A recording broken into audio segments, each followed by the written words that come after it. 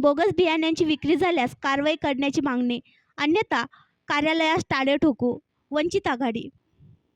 खरीपाच्या लागवडीसाठी बियाणे, खते, कीटकनाशके आदी वापर अत्यंत महत्त्वाचा ठरतो. शेतीसाठी उपयुक्त असणाऱ्या साधनांचा वापर करत असताना बी बियाणांचा बोगसपणे म्हणजेच कालबाह्य झालेले किंवा निकृष्ट दर्जाचे बियाणे विक्री केले जातात, ज्यामुळे शेतकऱ्यांचे फार मोठे नुकसान होते.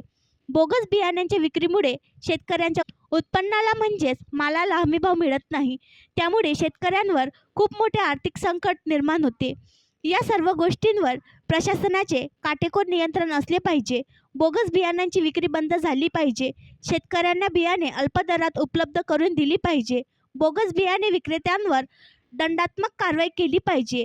तालुका स्तरावर बोगस बियाणे विक्रीकरांवर नियंत्रण ठेवण्यासाठी पथके नेमली गेली पाहिजे.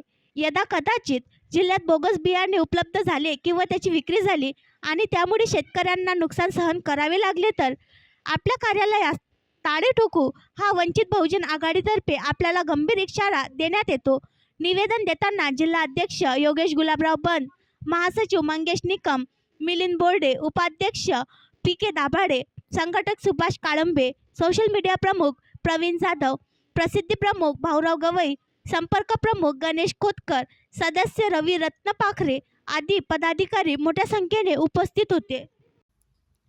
आणखी नवीन व्हिडिओ पाहण्यासाठी आमच्या देशमुख एक्सप्रेस न्यूज चॅनलला सबस्क्राईब करा, लाईक करा आणि शेअर करा.